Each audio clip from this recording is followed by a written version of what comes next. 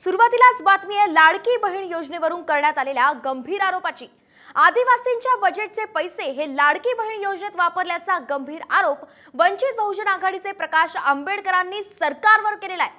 आदिवासींच्या बजेटमधील तब्बल 7,000 कोटी हे सरकारने लाडकी बहीण योजनेत वापरले असून सरकारने आदिवासींच्या बजेटचं विवरण द्यावं अशी मागणी सुद्धा आंबेडकरांनी केली आहे। तर असा कोणताही खात्याचा निधी वळवता येत नाही असा दावा मंत्री धर्मराव बाबा आत्रमांनी दिलाय।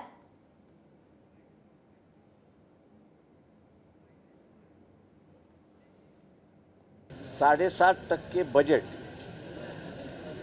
हे आदिवासींसाठी राखीव आहे आणि त्याचा आपण उपयोग कसा केलात याची विचारणा त्या ठिकाणी सुरुवात होईल। लाडकी बहिणीची योजना जी आहे त्याच्यामध्ये आदिवासी विभागाचा फंड डायव्हर्ट झालाय का याची सुद्धा चर्चा त्या ठिकाणी सुरुवात होईल। ती सुरुवात केली की आदिवासींचे प्रश्न सुटायला सुरुवात होतील असं मी त्या ठिकाणी मानतो। आपल्याला जे 9% बजेट आदिवासींचं ते 9% बजेट आदिवासींवर खर्च केलाच पाहिजे असं प्रकारचं घटनेप्रमाणे जे तरतूद आहे, आपला अधिकार आहे तितका पैसा त्यांना जातो।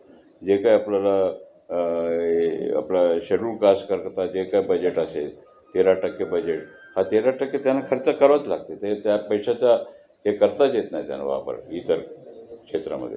तितकं पैसे म्हणजे ते 31 मार्चच्या आतमध्ये तितकं पैसा त्या हेडवर करावाच लागतं।